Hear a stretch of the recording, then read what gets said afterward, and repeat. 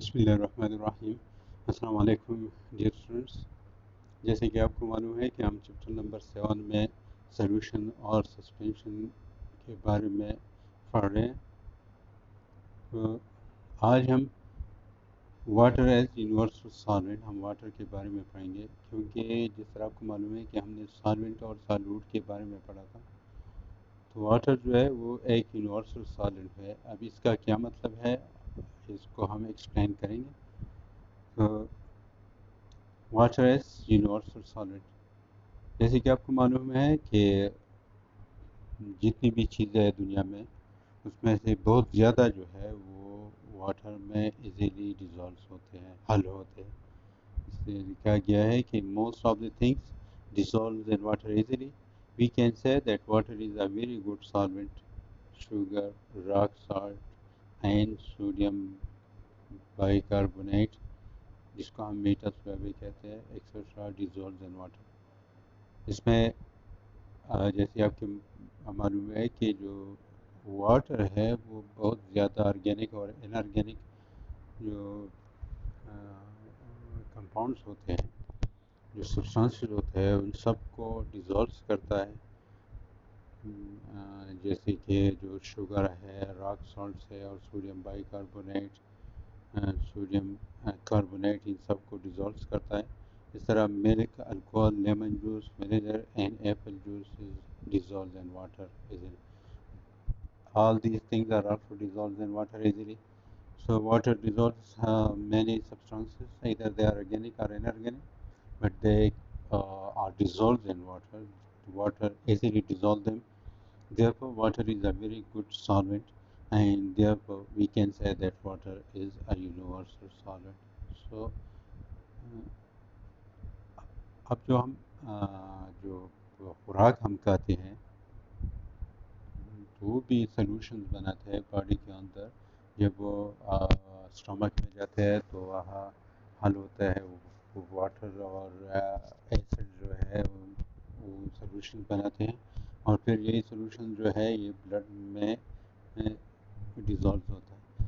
اب جب یہ اس سلوشن فارمیشن میں جب خوراک ڈیزالو ہوتا ہے، یہ جب ڈائجسٹ ہوتا ہے تو اس میں سے بہت سے ہارمفل سبسٹانسز ہیں وہ بھی بن جاتے ہیں جو ہمارے وجود کے لیے خطرناک ہیں۔ سو وہ جتنی بھی ہارمفل سبسٹانسز ہیں، خطرناک اشیاء جو بنتے ہیں ڈائجیشن کے بعد، تو وہ بھی واٹر میں ڈیزالو ہوتے ہیں۔ باڈی میں جتنی بھی واٹر ہے وہ سب ہارمفل مٹیریل کو بھی ڈیزالو کرتا ہے، اور جب یہ ڈیزالو کرتا ہے تو اس کو یورین اور ریسپریشن کی شکل میں اس کو وجود سے خارج کر دیتے ہیں۔ So the food we eat forms a solution in the body and then absorbs in the blood. Many harmful substances are produced in our body. These substances dissolve in water and excrete as urine in secretion. So جتنی بھی جو بھی خوراک ہم کھاتے ہیں وہ solutions بناتے ہیں، تو یہ سلوشن بنانے کے لیے واٹر استعمال ہوتا ہے۔ تو باڈی کے اندر بھی زیادہ تر اشیاء جو ہے وہ واٹر جو ہے وہ ڈیزالو کر دیتا ہے۔ اب plants absorb minerals from the soil that are dissolved in water.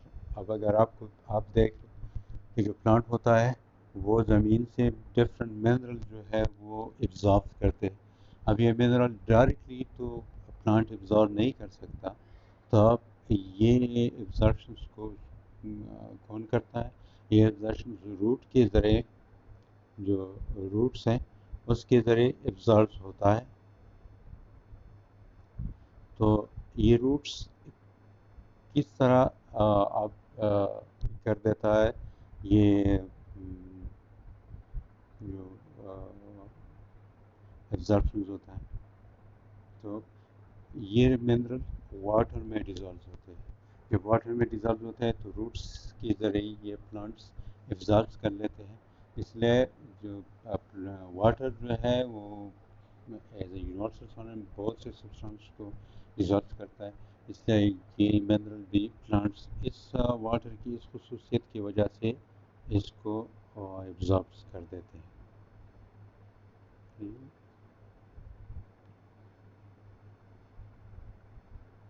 اب جو ہے جس طرح آپ جانتے ہیں کہ سمندر میں بہت سے آبی جانور بھی میں رہتے ہیں، تو آبی جانور کے لیے بھی آکسیجن ضروری ہوتا ہے. اس طرح سمندر کے تہ میں بہت سے پودے بھی رہتے ہیں، ان پودوں کے لیے کاربن ڈائی آکسائڈ بھی ضروری ہوتی ہے. سو اگر ہم دیکھ لیں oxygen gas dissolve in water it keeps aquatic animal alive. اب جو آکسیجن واٹر میں ڈیزالو ہوتی ہے تو یہ جو سمندر میں جو آبی جانور ہیں ان کو زندہ رکھنے کے لیے وہ آکسیجن ضروری ہوتے ہیں. تو اگر واٹر جو ہے وہ آکسیجن کو بھی ڈیزالو کر دیتا ہے، اور دوسرے جو ہارمفل گیسز ہیں ان کو ڈیزالو نہیں کرتے، ہاں آکسیجن کو ڈیزالو کرتا ہے. اور یہ ڈیزالو آکسیجن سمندر میں جتنی بھی جو جانور رہتے ہیں ان کی لیے وہ جو ریسپریشنس کرتے ہیں ان کے لیے وہ آکسیجن پرووائڈ کرتے ہیں. So oxygen also dissolves in water and this is also the property that water dissolves gases too. And carbon dioxide gas also dissolves in water. And aquatic plants use this dissolved carbon dioxide to make food. اب جو food جو بناتے ہیں plant سمندر کے اندر تو carbon ڈائی oxide بھی water میں ڈیزالو ہوتا ہے، اس لیے ان کے لیے بھی خوراک بن جاتا ہے فوٹوسنتھسس کے ذریعے. تو یہ جو واٹر ہے یہ گیسز کو بھی ڈیزالو کر دیتا ہے. And therefore we can say that water is not just a solvent but a universal solvent. اس لیے ہم کہہ سکتے ہیں کہ جو واٹر ہے وہ علیحدہ ایک سالوینٹ نہیں ہے، ہم اس کو یونیورسل سالوینٹ کہیں گے، کیونکہ واٹر کی طرح کوئی بھی دوسرا اس طرح سالوینٹ نہیں ہے کہ جو واٹر کی طرح اتنی زیادہ تعداد میں سبسٹانسز کو ڈیزالو کر دیتا ہے. سو واٹر جو ہے وہ ایک یونیورسل سالوینٹ ہے، اور یونیورس ہر چیز کو تقریباً بہت زیادہ اجزاء کو وہ ڈیزالو کر دیتا ہے. اب اگر ہم دیکھ لیں تو سولوشن جو ہے اس میں ایک سالوینٹ ہوتا ہے اور ایک سالوٹ ہوتا ہے. تو ہر وہ سولوشن جس میں واٹر سالوینٹ کے طور پر استعمال ہوا ہو تو اس کو ہم کیا کہیں گے؟ ایکوس سولوشن کہیں گے. So what is an aqueous solution? All those solutions which contain water as a solvent are called aqueous solution. جس سولوشن میں بھی واٹر جو ہے وہ سالوینٹ کے طور پر استعمال ہوا ہے تو اس کو ہم ایکوس سولوشن کہیں گے. فار ایگزامپل اگر آپ دودھ میں چینی حل کر دیتے ہیں تو چونکہ چینی جو ہے وہ سالوٹ ہے اور دودھ جو ہے وہ سالوینٹ ہے، لیکن اب اس سولوشن کو ہم ایکوس سولوشن نہیں کہیں گے کیونکہ اس میں سالوینٹ جو ہے وہ واٹر نہیں ہے، وہ دودھ ہے. لیکن اگر آپ چینی پانی میں حل کر لیتے ہیں تو پانی جو ہے وہ تو ظاہر ہے وہ سالوینٹ ہے، اور چینی جو ہے وہ کیا ہے؟ وہ سالوٹ ہے. تو اس سولوشن کو ہم کیا کہیں گے؟ اس کو ہم ایکوس سولوشن کہیں گے. تو ایکوس سولوشن کی کیا ضروری ہے؟ ایکوس سولوشن کے لیے ضروری ہے کہ ایک سالوٹ جو ہے وہ واٹر میں ڈیزالو. اس کو ہم کیا کہیں گے؟ اس کو ہم کہیں گے کہ یہ جو ہے یہ ایکوس سولوشن ہے. جب سالوٹ جو ہے وہ واٹر میں ڈیزالو ہو جائے تو اس کو ہم کیا کہیں گے؟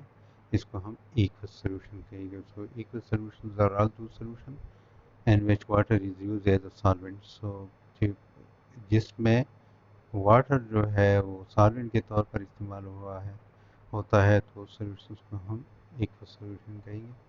یہ آج یہاں تک کافی ہے.